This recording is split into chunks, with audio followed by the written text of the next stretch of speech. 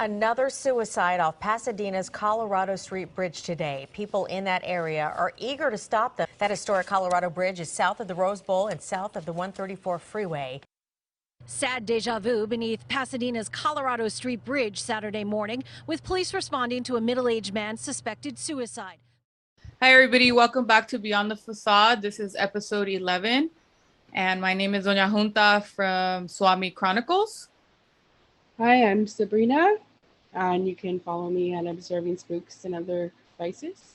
And we got a really special guest today. His name is Wayne Poe. If you want to introduce yourself. Hello, I'm Wayne Poe. I'm a paranormal investigator and I make paranormal documentaries. And you can find my links on mrpoesmorgue.com. Thank you. So today we're going to have an episode on the Colorado Street Bridge in the city of Pasadena. It has a long, extensive history of many things happening at this bridge. And we're going to dig into not just the history of the bridge, but just a lot of the atrocities that have happened at the bridge. It is known as the Suicide Bridge. So we are going to be talking about death and suicide and paranormal. So if you want to, Sabrina, if you want to say something about that, a little warning. Definitely. Trigger warning, heavy content.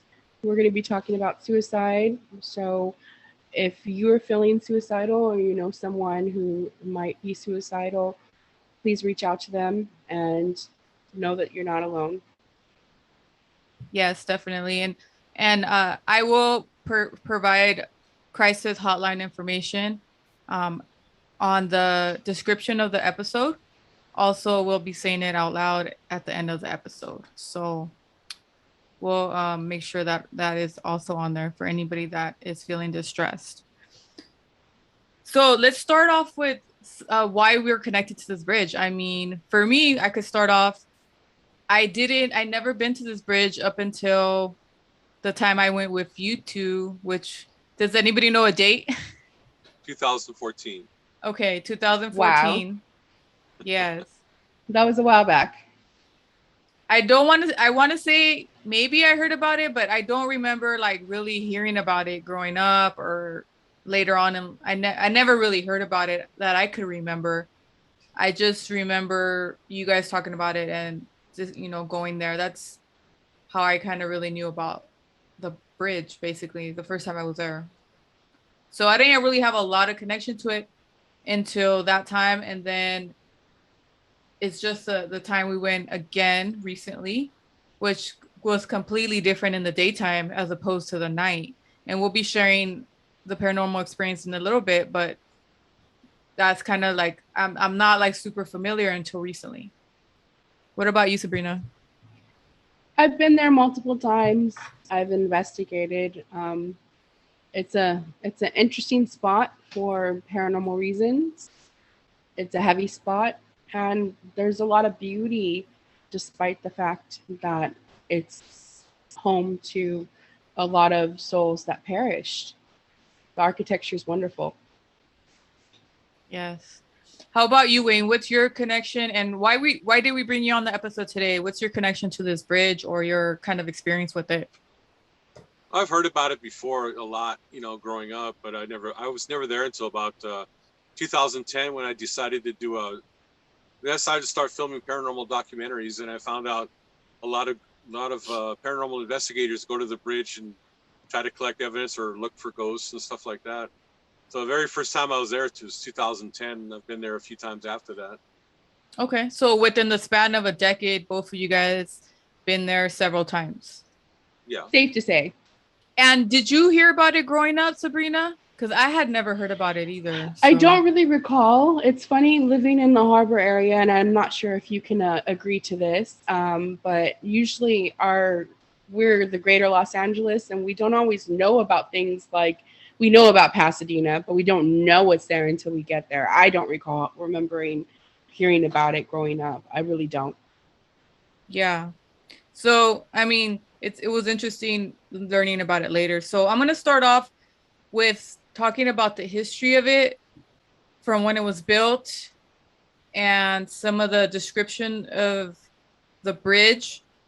And then we could get into all of us kind of talking about the deaths there was more than 100 deaths, and too many to even say every single person's name. I mean, I have, just to give you an idea, I have about maybe 43 that had some kind of story in the newspaper, but there was tons more. And I think there was about 500 people that they tried to save that didn't make it over. So it's a lot of people. So let's start first with the history. So I'm going to read some of the history.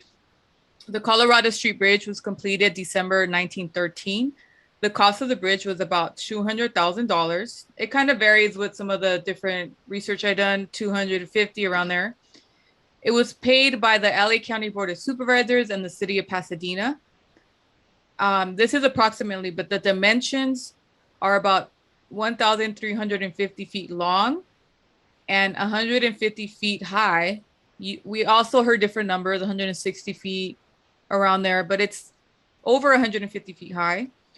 The center span is about 320 feet high, I guess, because it kind of curves. Yeah. So according to them at the time, that was like the highest point.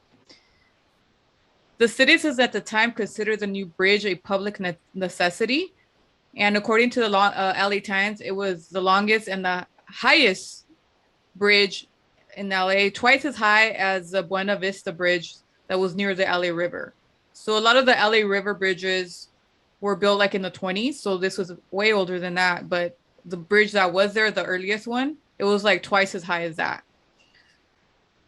The bridge was designed by John Alexander Lowe, Waddell, and Harrington, John Drake. And there was a bunch of engineers and other like contractors and stuff that also helped. So the bridge was provided as an easy and direct route across the valley from Pasadena to Los Angeles. And it basically, that was one of the main ways to get to downtown LA at the time. I guess they needed more of a direct way, which wasn't available. This was way before the freeways, obviously, and all that. So this was like a big deal, right? So let me kind of describe kind of the architecture. So the road between both sides is 28 feet long, and it's paved with asphalt. There's sidewalks that are 5 feet wide, and on each pillar is a projecting bay with a bench, which you guys know that. There's also light posts and hanging globes on the posts. And the structure was considered to be meant for highway and pedestrian use only. They used about 10,000 barrels of concrete, and 40 to 100 men were employed to build the bridge. And there was like 7 arches, like the spans that they called. Some of the research considered it neo-Gothic arches. So that's kind of what it said on. And in December 1913, 5,000 people came out to celebrate, to dedicate the bridge. So if you would imagine, it was really crowded right there, right? Can you imagine the monstrosity? Yes. So they were really happy. City council supervisors, highway commission, they all spoke, and they had like a parade of the cars, the first 300 cars making it over the bridge so they could cut the ribbon. So it was like a really big deal, and it was, a nice event that they held because they were so proud of this like beautiful bridge. Dun, dun, dun.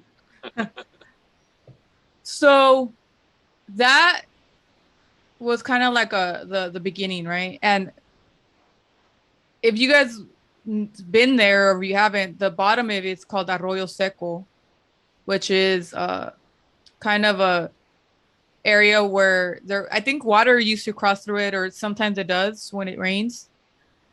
I don't know if anybody knows, but arroyo means some kind of like water, like not a river quite, but like a stream. River? No, there's water, but it's not a full blast river.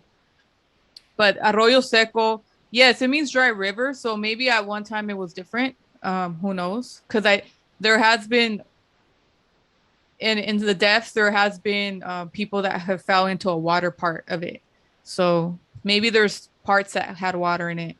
Probably, and it would dry up with certain, times of the year, possibly as well. Yeah. So yeah, so that's kind of the early history of that. And then pretty soon after it was built, and remember, we're going back to 1913. So soon after, people started using the bridge, pretty much there was a lot of suicides that started beginning to happen in the early years. So from the research, what I read, the first one, his name was Joseph M. Roma. And the article said that he was the first one to christian the bridge. Like, he was the first. Yeah, unfortunately. And they didn't really say why or any reason specific at the time. The second one was June 7, 1915. It was Alfred Mcdonald. He was 26-year-old Canadian, and he was the second one. And the reason they said that he jumped over was because he was diagnosed with asthma 4 years ago, and he had heard about Joseph jumping the bridge. So it kind of, like, in a way inspired him, unfortunately. That's too bad. Yeah, and he was diagnosed with asthma, but he was afraid that he was going to be told that he had tuberculosis. He was dreading that. And the doctor ended up telling him he had tuberculosis, and that kind of really just, he couldn't take it. And he ended up pretty much, and he didn't jump off the bridge. This gentleman hung off the bridge. And his friends found him hung that night, I think, because he had dinner with his friends, and he was pretty much being straight out with them. I think I'm gonna kill myself, and if you guys don't find me, this is where I'll be at. I mean, mind you, now when somebody says they're gonna kill themselves, we're more alerted to be like, huh, like, no, like, get help, to get or whatever. Involved, exactly. But back then it was a whole different thing. So, but they did end up going to look for him, and he was found hanging from the pillar down to so he didn't actually fall all the way down. He hung. Wow. Don't really even think about, hanging off of the bridge. You just immediately go to jumpers. That's crazy. Yeah. So, I mean, there were so many, I could go on and on. I mean, I don't think in one episode we'll have time for everybody, but basically in the 1920s, I mean, there was one that was really interesting. It was kind of a silly thing. This teenagers who were walking down the bridge, and one of the kids got dared, like, I dare you to jump off the bridge. And he did. And he ended up getting saved by eucalyptus trees that were at the bottom. And he got very lucky. He didn't die, but he was like, I'll never do that again. I'm like, well, yeah. Yeah. And it was interesting because he was a tree trimmer, and he got saved by trees. They were looking out for him. Yeah. I was like, what? That's very weird. By sheer luck. Yeah. And you guys, so what I found interesting from all these, the highest rate, which it was reported throughout the time, was in the 1930s, which is the Great Depression. I think there was about 50 deaths during that time. Did you guys hear about that, or were you guys kind of aware of that one? Not really. At least not specifically during that time. What about you, Wayne? No, I just noticed that the deaths started to drop around the 70s for some reason. It reached, I don't know if you could say it reached a peak, but before the 70s, you'd have a couple people going over, like, couple times a year. The 70s, it kind of slowed down for some reason. Yes. And in the 30s, people were jumping off at least once a week, maybe twice. Oh, wow. Yeah. So, and later they found out, for whoever left suicide notes, that a lot of times it was financial reasons, or they couldn't get a job or lost their job, which, like, I was just thinking too, like, we hear about the Great Depression, but I always heard it, like, in history books, like, oh, it's Wall Street guys that jumped off. Not that that's any better, but like people that were in financial jobs that really took a toll. But I didn't think like the people that were, I mean, obviously people that were more poor, obviously they felt a toll of financial crisis, but I didn't think it led to that point where there was a lot of suicides as well. Yeah, when you think of the Great Depression, at least when I think of it, I think of those textbook photos of like the Midwest and the Dust Bowls, and Yes. you don't really think of like California. At least I don't personally, unless I think of like the Cecil and that part. But you don't really think about people in California, sunny California, um, being so distraught because their life, it seems like it's over because they can't eat, because they can't work, they have no money. So no, I never thought of that. Yeah. I've seen soup kitchen lines from that era. Just people with general jobs, like say janitors or stuff like that. They don't have a job because businesses have closed. And I've seen people with they had what's called sandwich board signs. I have these skills and this and that, but I can't feed my kids. I have no job. Please help me and stuff like that. So it kind of makes sense, I guess, you know, that people were desperate, and at least in the 30s, a few people in the back to the 20s. I mean, there was a lot of emotional dysregulation, I guess. Husbands thinking their wives are cheating. There was a lot of that, or fear that their wife is cheating. There was a couple of military from World War I believe, military personnel. There was even more people that they had careers like businesses, or they were bankers. So yeah, it maybe some of them were people that in that field, but there was all kinds of people. It was not just, you know, people that you would think that hit as they got to the Great Depression. So in the 1930s, I mean, that was like the prime time, like I was saying, where it started really troubling the city. So that's when they were like thinking, what are we gonna do? You know, as far as this bridge that they love and it's so beautiful, but it's also a place where people are dying. And synonymous with suicide. Yes. And the name Suicide Bridge became that in the earliest days. It was from the 30s, it was already called Suicide Bridge. I learned it as Suicide Bridge. Go ahead. If you got people jumping once a week in the 30s, you probably would notice it as a suicide bridge instead of Colorado Street Bridge. Yes. So, you know, that was interesting to me because like when you do hear these stories, I mean, you think that it's something more modern because you don't think it goes way back to that. I don't know. I understand what you're saying, and I might just pull on that a little further. When you think about people in old-timey times, if you will, you forget to humanize them and think that they have problems like how we have them. Yes. Because sometimes it's glamorized or televised, or it just seems so far from what we have today. So I totally see what you're saying about that. It's hard to believe that they had so many issues that we suffer from nowadays as well. Yeah, so I'll name a few from the 30s. So October 15, 1932, Clara Harriet Lindsay, loss of her property, jumped over. November 13, 1933, Shahak near Narcissian, 32-year-old Oriental rug importer, jumped off. 1933, Gustav Peterson shot himself at the bridge railing and toppled over. So there was that as well. That was really like that overkill. I was imagining like that's pretty. Yeah.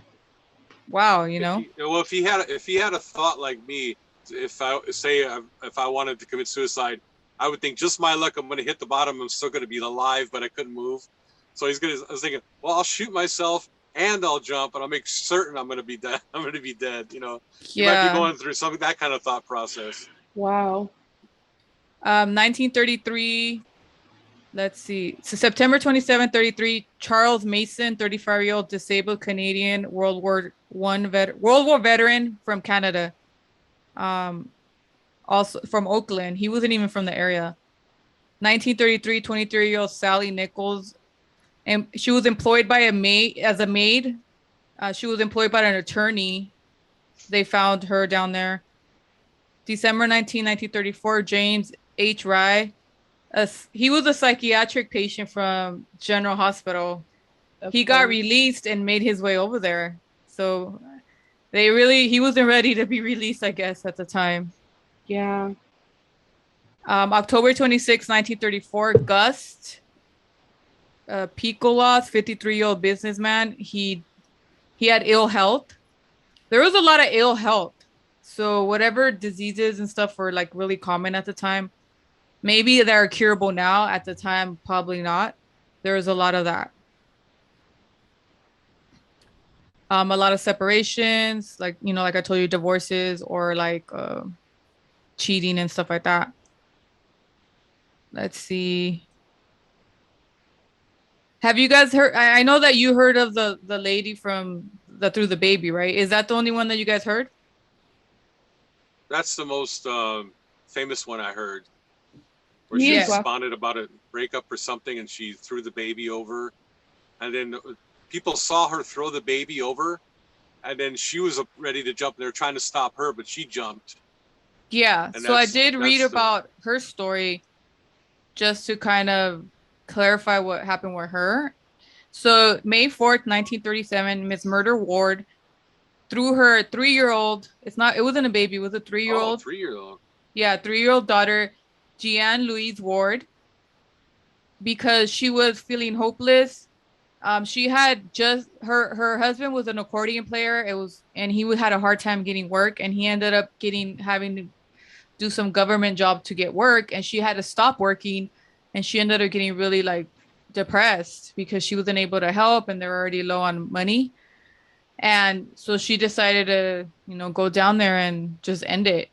And she took her daughter, and she kind of wrapped her like in a jacket or something and pinned a note on her, like of who she was, Myrtle, and then the daughter's name. And she threw her first, and yet, like you said, she went after, and some people seen her. She was Myrtle was gonna jump over after, and a couple of people seen, and they were like, no, trying to stop her and like, trying to call her back. And she jumped, and she landed about 8 feet from the young daughter, which the young daughter got saved by trees and soft sand, and she was almost unscathed. Wow. The daughter, when they got to the bottom, the daughter was crying and saying, mommy, mommy, and trying to like get to her mom, which was about 8 feet away. And the mom ended up fully passing away at the hospital. But maybe in the 80s or 90s, they contacted the daughter to talk about this. I guess they wanted to find her to see what happened to her. And she says she always knew the story of what happened. She has a very vague memory of her mom kind of carrying her, but everything after that is like blank. And she, in her mind, she's like, I was saved by angels. There's no way I could have survived that with some kind of positive entity helping me. And she was very religious, so that helped her cope with that. And she didn't take she always wondered what was going on with her mom, but the way she reframed it was that, my mom didn't want me to suffer out here, and she wanted me to go with, to go as well, so I won't be out here suffering alone. So she kind of seen it as not like completely like my mom's a horrible person. Yeah. And she said that she didn't have like a lot of issues growing up or like mental health or nothing. I guess she was able to cope because she didn't really have too much memories of it, but she was able to tell, the stories to her daughter and granddaughters, and they often drive down the bridge and wonder like what their grandma was going through. And so I'm glad that she did good, and it wasn't like this terrible tragedy for her, even if she stayed alive. Yeah, that could have gone a complete opposite way. Yeah. So, I mean, after that, they decided to erect a fence, a suicide preventing type of fence that would, I guess it's whatever fence is there that it curves. Do you guys remember? Because I can't recall the fence right now. Not the new one, but the other one. Well, it's Oh, like it's secondary. No, it's okay. Go ahead. Well, when I was there in 2010 with one group, they were showing me this was put in to stop more suicides, and I thought it was part of the original original gate bridge, because it's these little two bars, and it looks like it matches the architecture. So I wasn't really sure how. I mean, it's a little higher than what would be when you're sitting down, but I thought that was originally part of the bridge. It looks nice, not like the chain link fence that's on there now. It looks terrible.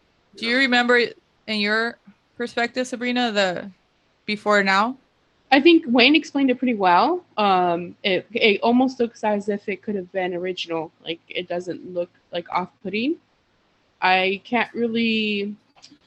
I'm not afraid of heights, but when I was there before and investigating paranormal investigations, the idea of fully like looking over to look down is a little creepy for me. So I didn't look down or like hang over it very much, but it does look it doesn't look bad. It doesn't look off-putting at all. So if you thought it was like part of, if someone could easily believe that it was original to the bridge, because it's not, it's nice looking. It's not bad. Not like the chain link fence. Well, they described it as an ornamental iron type of fence that was about 8 feet to them. I don't know. And I guess it curves inward, like the top part. Yeah. And outward, I guess, so you won't try to jump, it'll probably poke you or something, right? I don't know if that was the one they described in the 30s that they put, which did help prevent a lot of suicides after they did that. They had different ideas. They even wanted to put like a net on the bottom, like a metal net, like to catch people.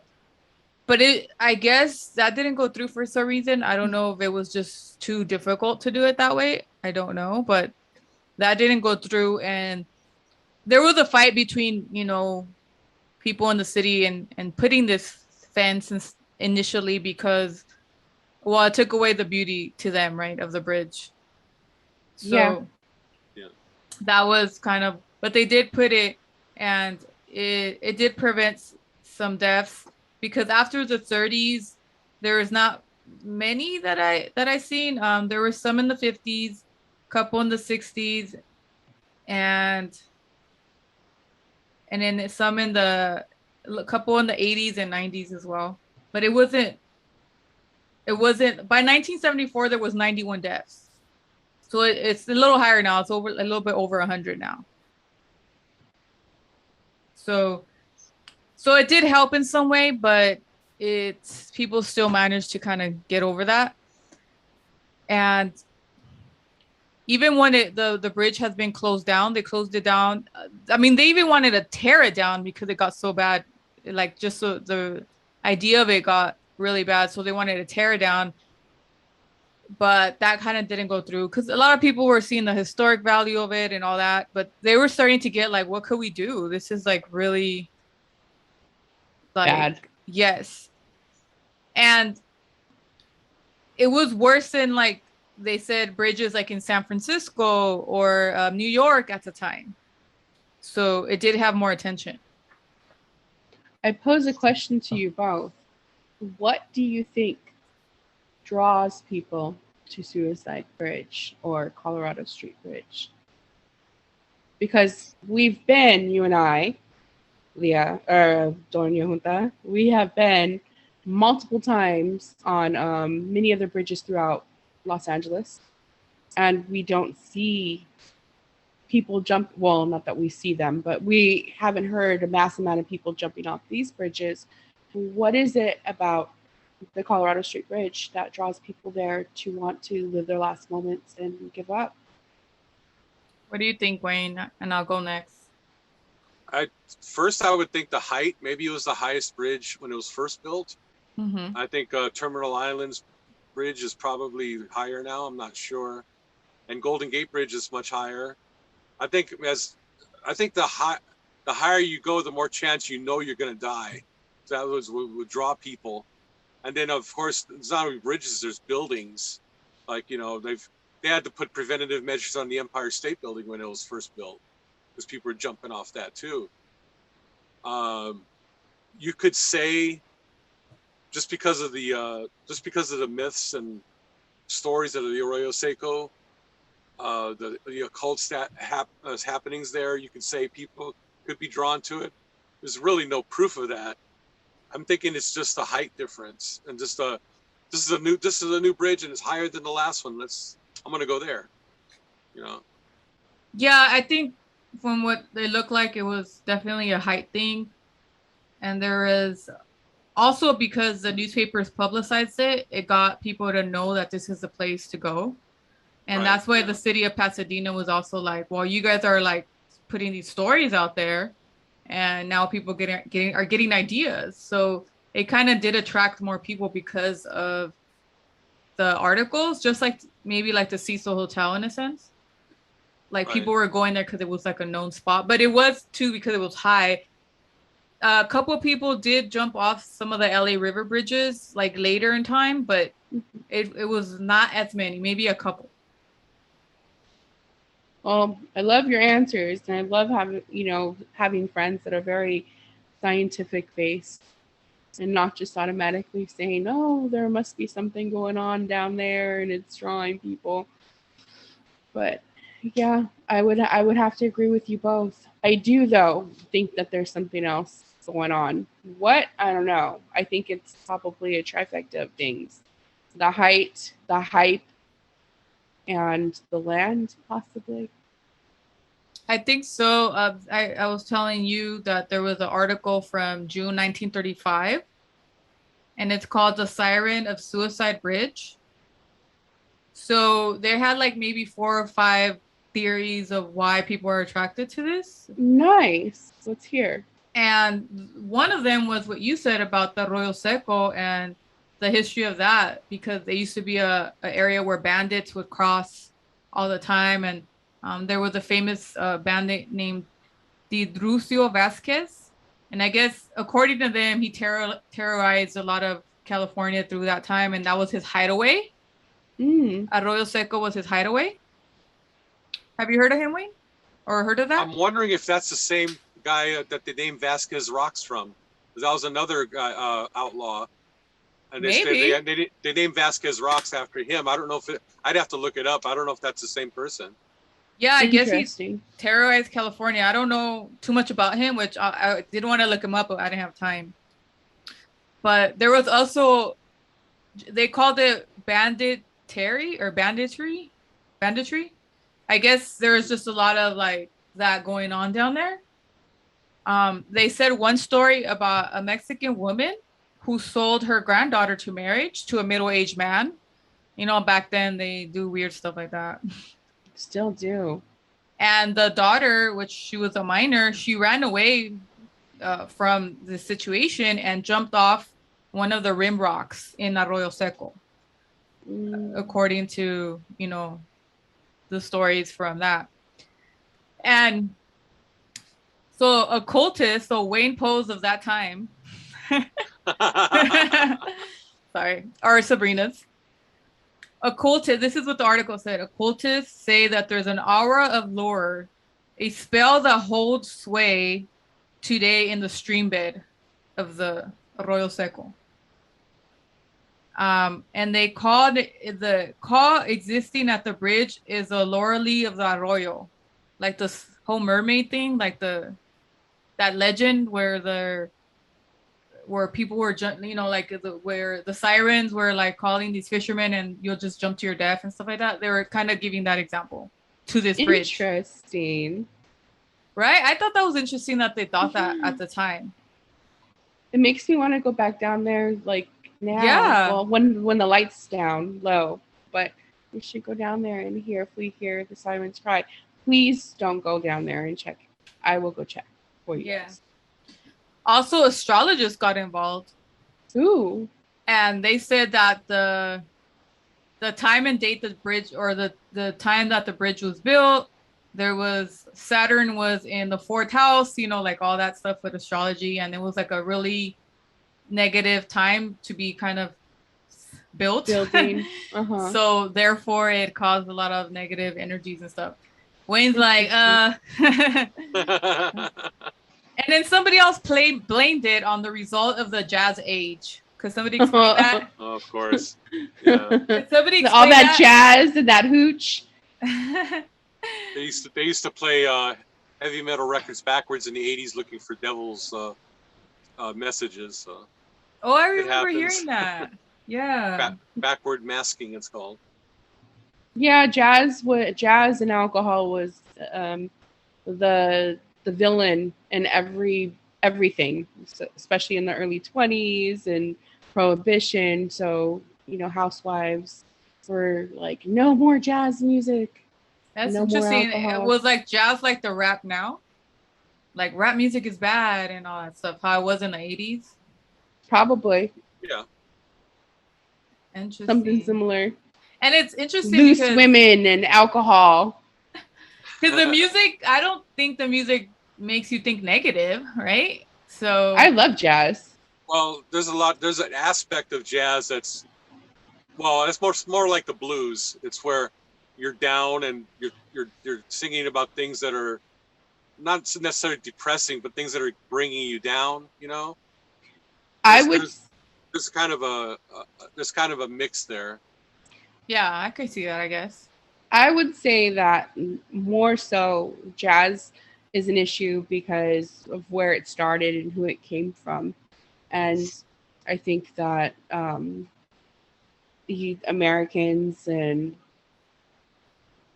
white American housewives were not ready for jazz music. They created country music. Shush. Shush. Where the dog leaves and the wife leaves, the truck leaves and all that. But that's not what I mean. I'm sorry, I'm just joking. You took it somewhere else, Wayne. No, I mean it's culturally different. And I think that scared them. And I think that they don't like it, or they didn't like it.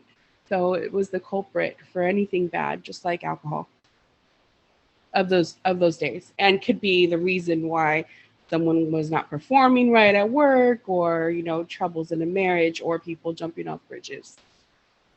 Yeah, definitely. And the last one I was able to find, because in the 90s, late 90s, they just kind of said people's names. They don't really say why, like not as detailed as it was back in the 30s and 40s. And, I think maybe privacy, I don't know. But in the last one that I thought it was really kind of, I didn't even hear about this. In 2008, what was the name of the one you heard that when you guys were there? 2010? That was 2000. The last time I was there, 2015, October 2015. An actor jumped hours before we showed my movie there. That's the last day I went as well, I think. Okay, because the last one I got from the research was January 2008. Walter Garcia, 38-year-old, jumped off, but he had previously killed his girlfriend and mother-in-law, so he kind of was more on the run. I'm going to just jump off and die too. So that I hadn't heard of that, like, in general. So maybe they're just not publicizing stuff like this anymore because of the, fact that people kind of now get ideas. Yes. And it's true. It could happen. They could get ideas. So, but back to the theories of the occult stuff, like, and the land, I think, the land, I don't know too much history of it, but just like that story about the bandits and like whatever, they're running around through there. And I could see how there was probably so much that from that land that we have no idea. Definitely. And who was here there's stories before? of not only bandits, but people that would kidnap kids from there. The kids would go missing. I think there's a lot of general, how there's evil in the world, not necessarily Satan with his pitchfork. There's evil people wait to do things to other people, and places that are a little hard to get to, or are a little more desolate, so you won't have so many witnesses to whatever's happening. So if you got kids playing around there, there's not too many witnesses. You can probably just kidnap children or rob people, things like that. It's a lot easier to do. Yeah. And I think it said that there was families and whatnot that lived in that area. So, and they were fine, but who knows, I guess the Mexican woman that sold her granddaughter, maybe, I mean, there was like different families. It's just hard to imagine because it's wild, but then there's like all these fancy places that are built around it. So it's kind of hard to see. Right. So, I mean, again, there's like so many names, so many stories of these people that actually, died there. So looking, just seeing their names in the stories, like when I had gone these couple of times, it didn't seem like, it didn't seem so scary or anything to me, or too like if much happened, because it looks so nice. But after reading this, it's really like, wow, like there's so much that has happened there, and it's sad. It's really sad. So before we get to the part about your paranormal stuff, you were gonna share a little bit about Devil's Dam, which is down the way, because there's a connection to Devil's Dam, right, Wayne? Yeah, Devil's Gate Dam, Devil's Gate Dam is in the Arroyo Seco area, and if you go down there to the part of the dam that's on the Arroyo Seco, on the cliffside, it looks like the profile of the traditional devil, the devil's face, Yes. On the cliffside, you can see it. It's distinct. It's not like you have to kind of stare at it in a certain direction. As soon as you're down there, you can see it. Yeah. And there's a gate that closes in front of the one part of the dam, and people have gone in there, and there's been satanic rituals put in there. These are modern times. I don't know how long it's been happening, but modern time people are still doing satanic rituals, and paranormal groups go there all the time, and people like squeeze through the bars or actually cut the bars just to go all the way in there and do whatever, or So that's part of the Arroyo Seco, and plus the whole connection with Jack Parsons is in that area too. Explain some more about him, please. Jack Parsons is one of the founders of JPL, Jet Propulsion Laboratory. And in the early 20s or 30s, he was fascinated with rockets. And so he and some friends who called themselves the Suicide Squad would go down to the Arroyo Seco and try to shoot off their latest version of a rocket. They'd make rocket fuel like in their garage, and just go down to the Arroyo Seco and shoot off rockets. Mm. And in the 20s and 30s, they were interested in going to the moon and shooting rockets into space. And in the 20s and 30s, people were calling them crazy. So rockets can't work in space. You're stupid. What's wrong with you? You barely have a high school education. You want to put a rocket in space? Because, the general knowledge of rockets back then is they push against the Earth's gravity to go up in the air. And there's no gravity or air in space. So they said, well, rockets aren't going to work in space. They didn't fully understand where a special fuel would shoot out of the back, like a squirting of the back of a rocket, and it will propel you in space because there's no friction, there's no gravity. So if you're propelled in space, you'll be going until you stop. They didn't really realize that, so there's no way we're going to go to the moon. So this guy kept experimenting, and after a while, people started catching up with him, like some scientists or something. So they eventually formed JPL and studied how we can get rockets into space and stuff like that. But during that time, not only was this guy with barely a high school education, he's almost like a weird genius in a way. He kept updating his rocket fuel formula, and at the same time he started getting interested in the supernatural. And one of the supernatural cults around in Los Angeles at that time. What year was this? What This year? was like 1930s, I believe. Okay. Like late 1930s. He started getting involved in the Aleister Crowley cult, and I think that's what was it? It's called the Ordo Templi Orientis, OTO. Mm-hmm.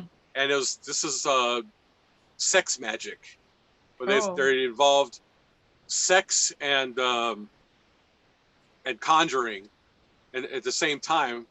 And so they had this cult where people would they believe that sex helped them manifest what they want in life. Do what thou wilt.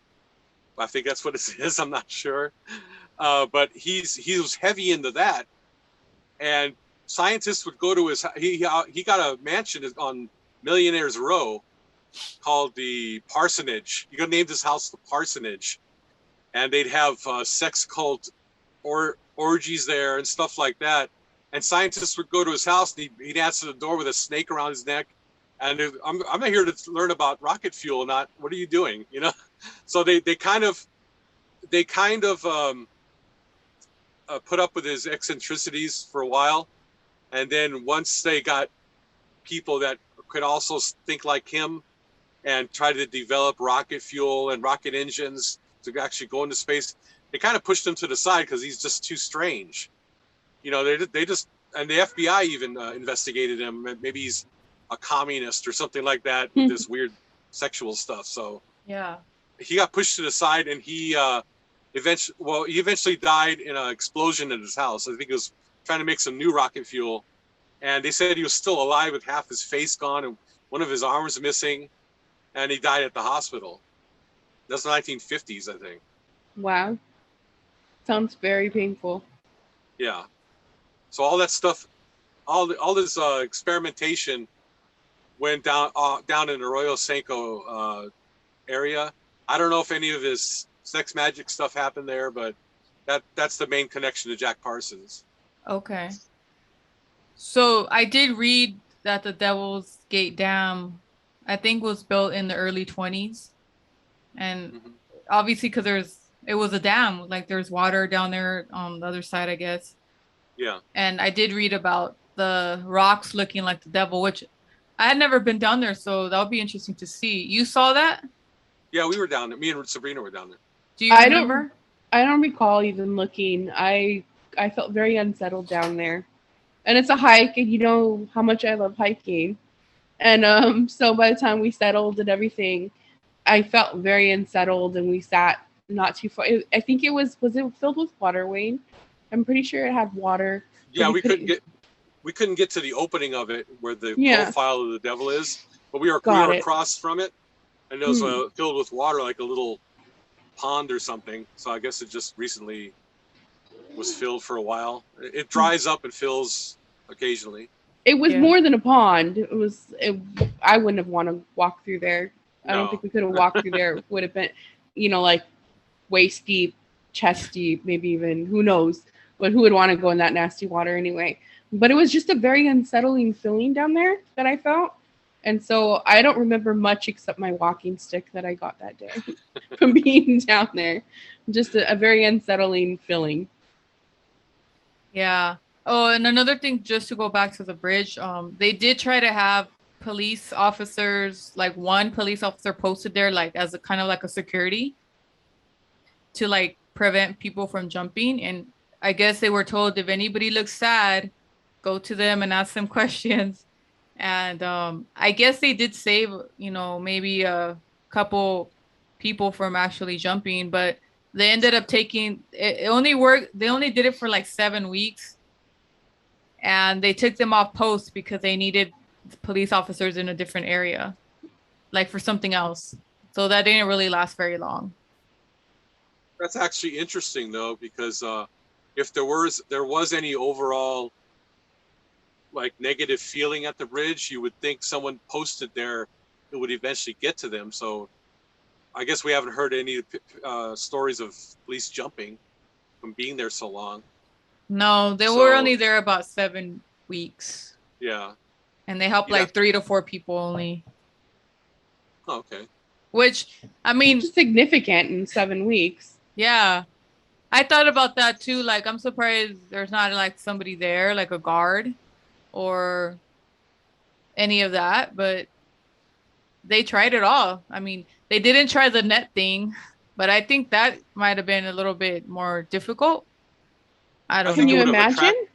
I think it would have attracted more people like daredevils. Aha, I'm going to jump in the net, you know. Yeah. But not just that. It could be problematic. Let's say somebody jumped and they hurt themselves and they got caught in the net. How long would it take for someone to realize that they were there and come save them? Like that could be problematic all on its own. I just see people laying out there for a day or two in the weather, just chilling in a I mean, metal they might net, even all just injured. climb out the net too. If they And also- could. I guess also, I'm picturing it. Also, wild animals stuck in the net. You know? Yes, that too. I didn't take that into consideration. There's a lot of wild animals down there, as we will discuss in a little while. Yeah. So, I mean, like I'm telling you, I have more than 40 people, which are a ton to even like say every single one. But so that's kind of like the history of that, that I found, which was really interesting, just alone, reading about not just, initially it was a good thing. The bridge is a good thing, I guess, or it was a good thing. I know there's more roadways now, but it is under historic landmark status, so it's not something they could tear down so easily now. I think in the 80s they made it a historic landmark. But anyhow, so we could get into the part of how you guys first got connected to this and in your paranormal experiences at the bridge. Whoever wants to start. If you want to go ahead, let's hear about your documentary, Wayne, and how you got involved with the bridge. Okay, well, like I said earlier, the first time I heard about the bridge is just when I was a kid. I've heard, because if you're like a film geek or horror geek, you've heard about Pasadena because that's where they filmed Halloween. And I think Back to the Future, the houses were there too. Oh yeah. And then of course you heard Suicide Bridge as, oh wow, that sounds kind of sinister. I wonder what movie that was in. I never went to go. Oh, I got to visit that place. I never did. But when I started my documentary in 2010, paranormal investigators, that would be one place to go. So I was there. First time I was there was 2010. I followed this one group called What group?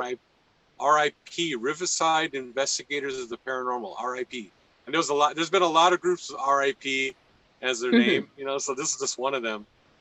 And the funny thing is, for the final part of the documentary, it originally ran an hour and a half, and I noticed people were kind of getting bored. So I had to cut some stuff off, and unfortunately I cut all the Suicide Bridge stuff out of what's the documentary right now. But I followed those people, and it was, I first barely started learning about EVPs and stuff like that. And this one guy has what's called an ovulus. And it's something where the way it was explained to me, ghosts use the energy to translate something into words. Even today, I don't believe in the ovulus, and I don't understand it. Okay, can you tell me what that is? Well, this is the obvious. It actually takes the energy and transmits it into like words. So there's different ways you can go through it. It also has a EMF meter in it, but you can put it in different modes. So it'll say if you want to just do a yes/no question, it'll do that. I like to keep it in the alphabet, or not the alphabet, but the word mode, where it comes up with 512 words or something like that. So you just start asking questions. It'll actually read off what's in the energy, but I like to ask questions as I'm going through and see if it'll actually answer it to what I'm looking for. That's what the guy was explaining to me. And so I was filming it, and we were on the bridge, and it said jump. So that was the one very interesting thing to me. Unfortunately, I had a new microphone. I didn't turn it on, so I didn't get him saying it. Because it's saying it's jump. I said, oh, that's interesting. And of course, Tisk. The most interesting thing that happened, I didn't get it. Oh man. And we went under the bridge, and I've seen pictures of what it's like now. It's like a nice little park area with benches and stuff. When we were there in 2010, it was just overgrown, bushes and things like that, and rocks where you can you got to watch how you're standing at an angle. It's just very uneven and very dark and desolate, and you can easily be, let's put it this, you just easily be jumped when you're down there. And everybody wants you got people going out with hundreds of dollars of camera equipment and everything else. They can just wait for you and give me your stuff. There's not much you could do about it. So it was a very different way back then. And there was no giant chain link fence over it. Everybody was holding their camera over the side, taking pictures and things like that. And I was there with two different groups during the filming of my documentary. So you never used the footage. Is that something that you could still kind of create now? Oh yeah, as a matter of fact, I mean, out of the two documentaries I've got, I can make 7 more documentaries. That's how much footage I have.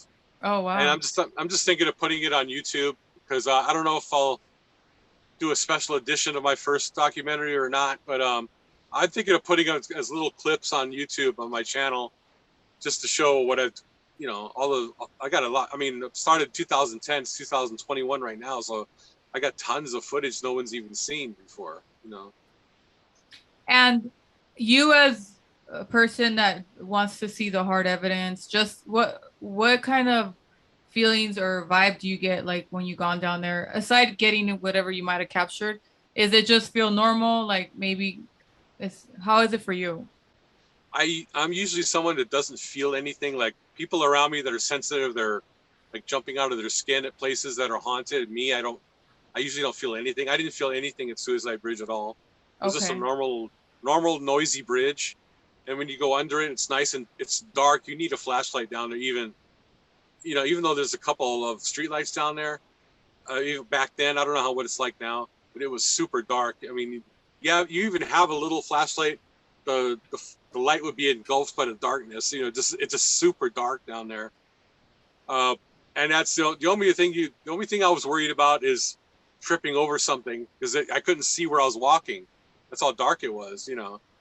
I didn't feel anything. I mean, like I said, it was early on when I was really much more skeptical than I am today.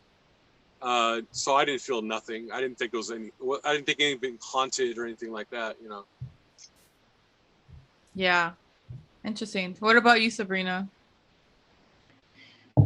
So I've been there multiple times. I believe the first time I went with the team, the paranormal team I used to be on.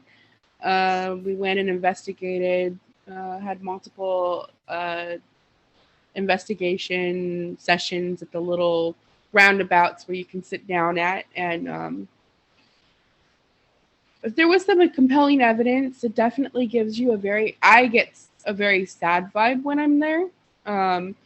It is noisy, and I think the noise helps me to clear my mind, because I can't think of too much because it's so loud, and really focus on what I'm feeling. And it feels very sad. It feels sad, and it doesn't feel like you're alone, or like the small amount of people that you have with you. It feels like there's definitely other spirits, possibly other beings there with you. The last time, and I think it's the last time, I'd have to really think hard.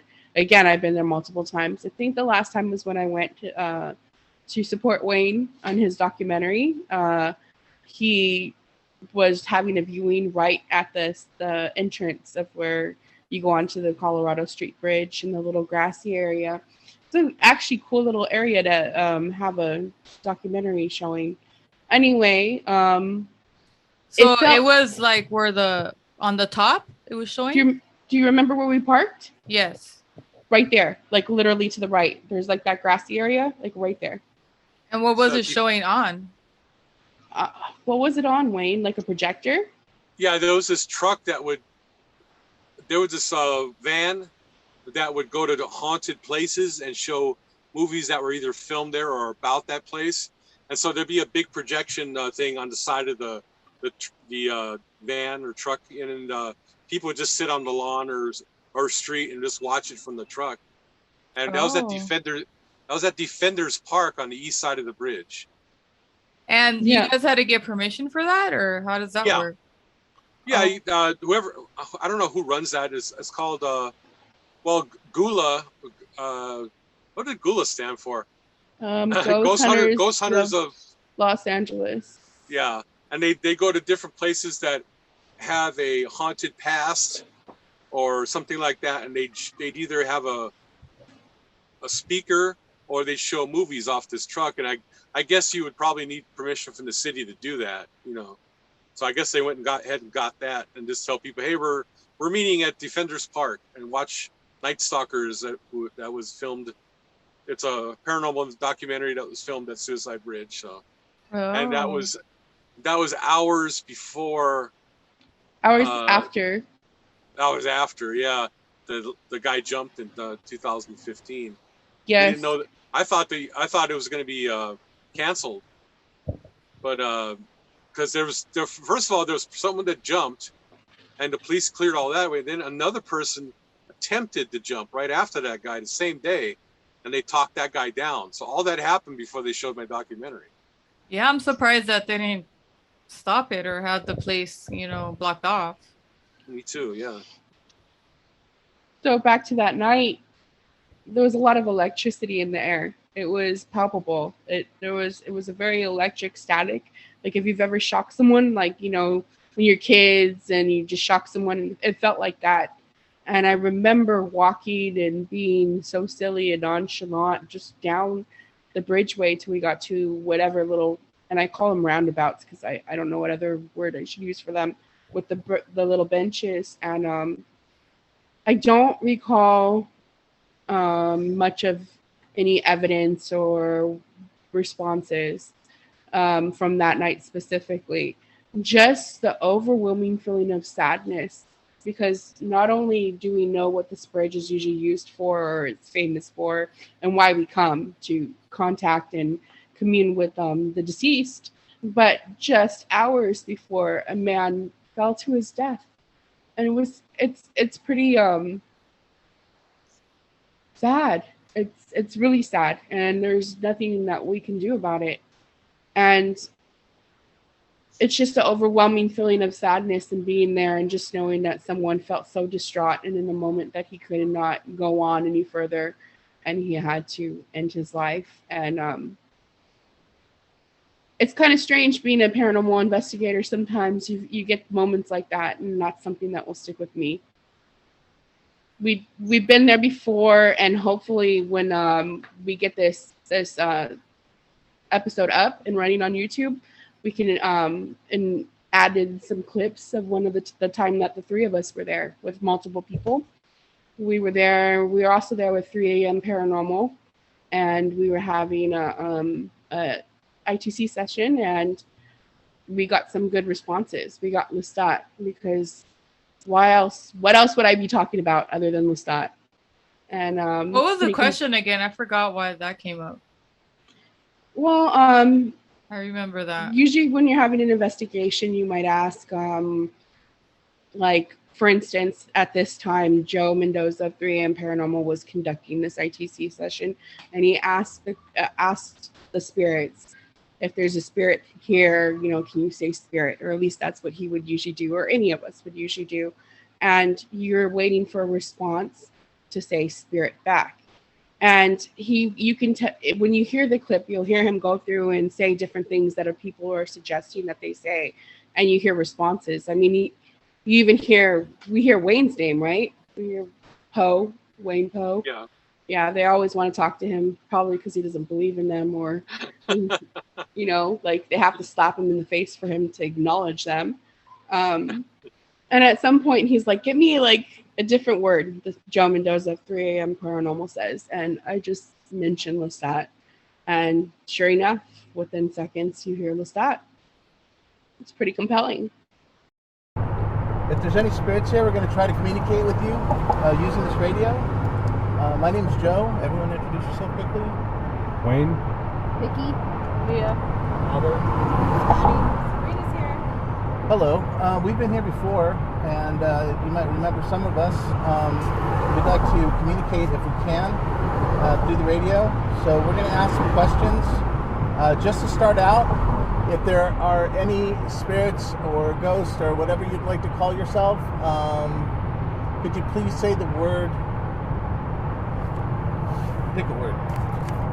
Spirit. That's calm. No? Love.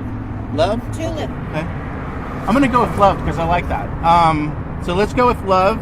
And if there's a spirit or a ghost here, if you could say the word love so we know that we're communicating with someone.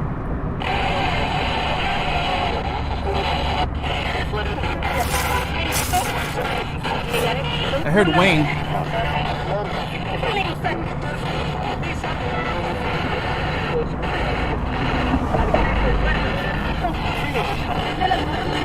I heard love once. Can you say love again, please?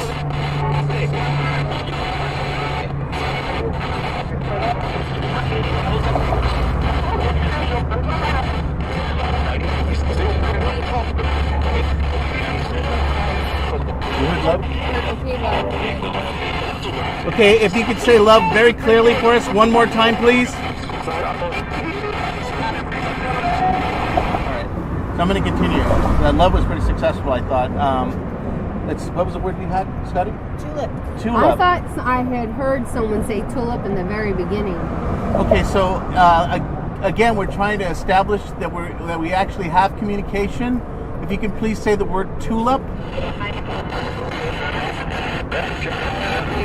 One more time, if you can please say the word tulip very clearly.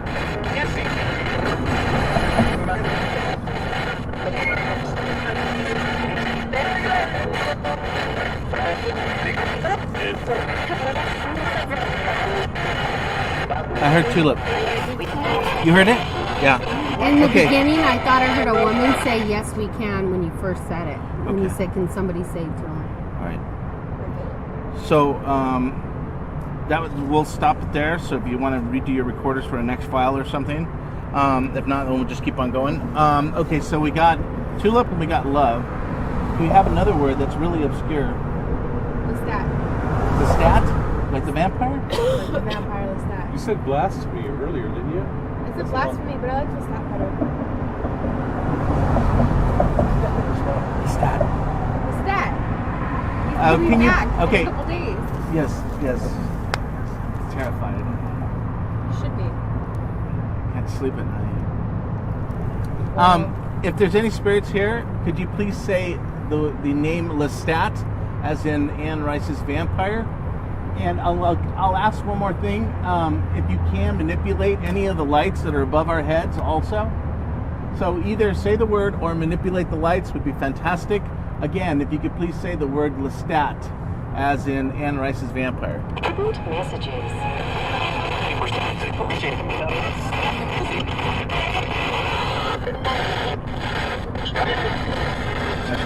Thought I heard it. I thought I heard it.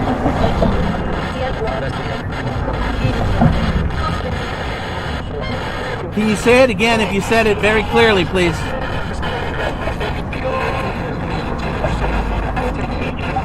Can you say Lestat one more time?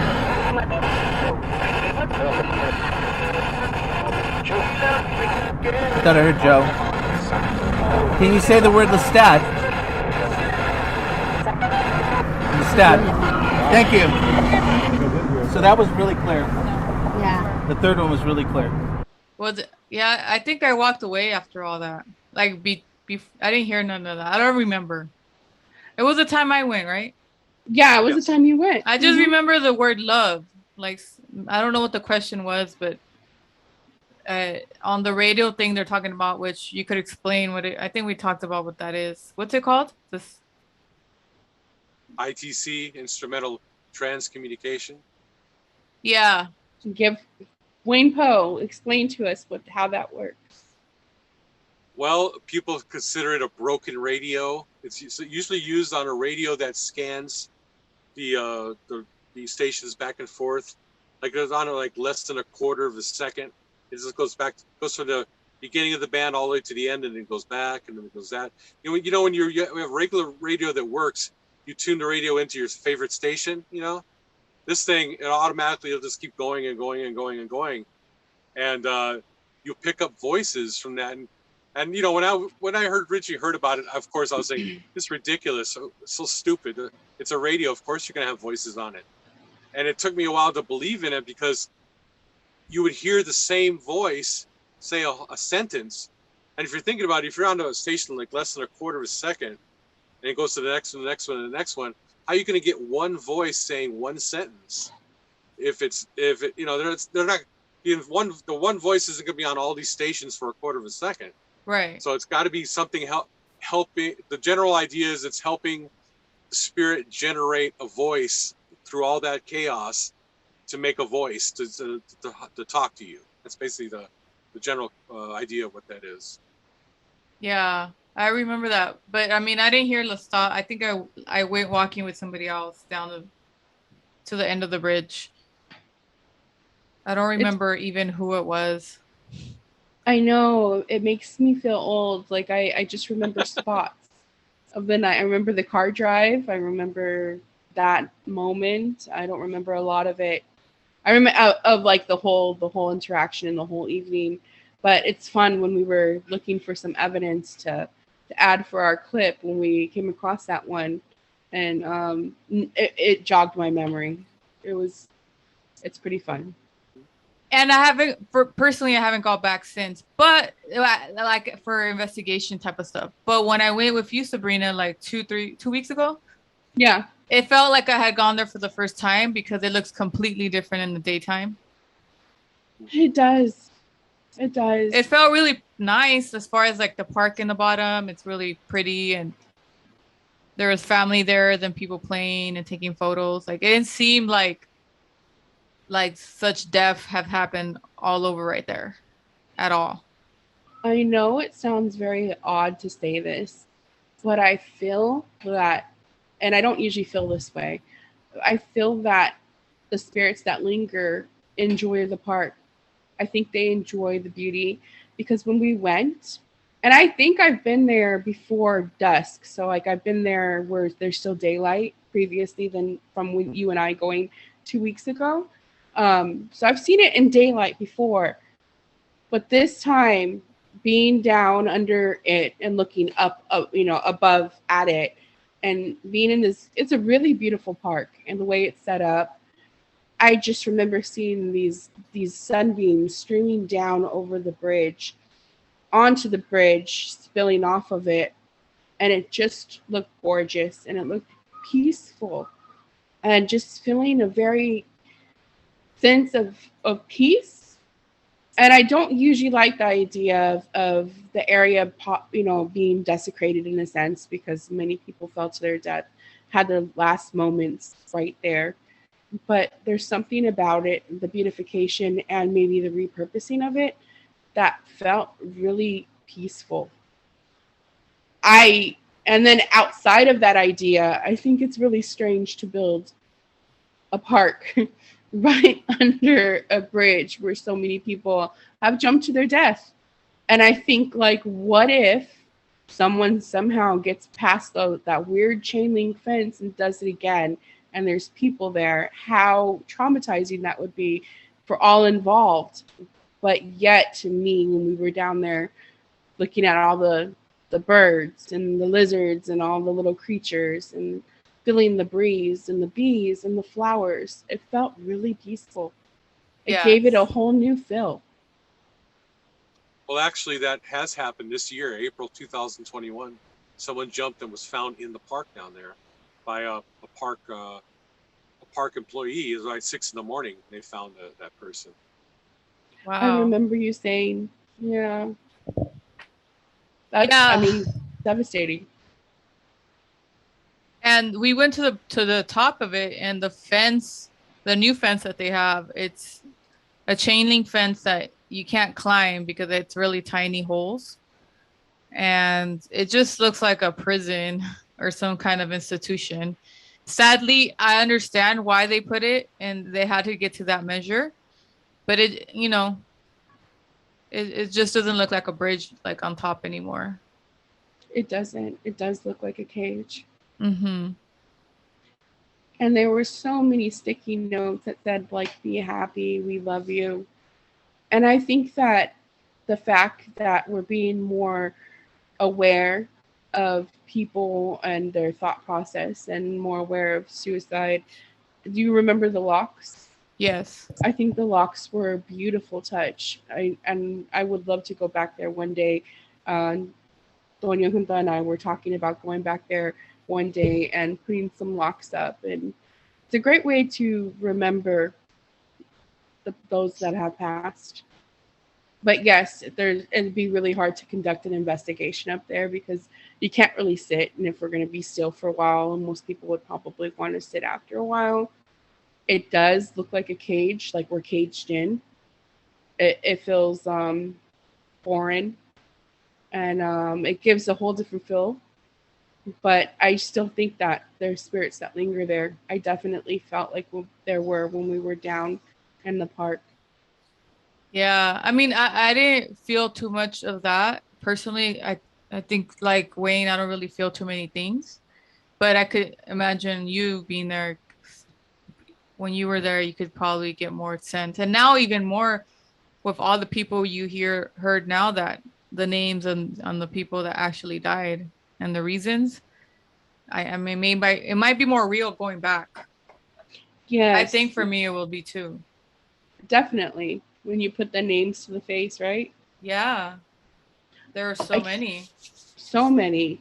And I always think about that young man who ended his life that night that we had the investigation, or that day that we had, or not the investigation, but the documentary showing. I always think about that man, and I always feel for him. I hope he's not there. I hope he's moved on and on to better things. But yeah, definitely.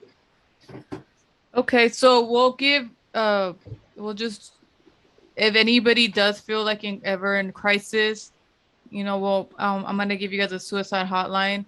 It's 1-800-273-8255. That's a national suicide hotline. There's also a crisis text counselor that you could text if you need to, and that is you type the word START to 741-741, and a crisis counselor will reach out.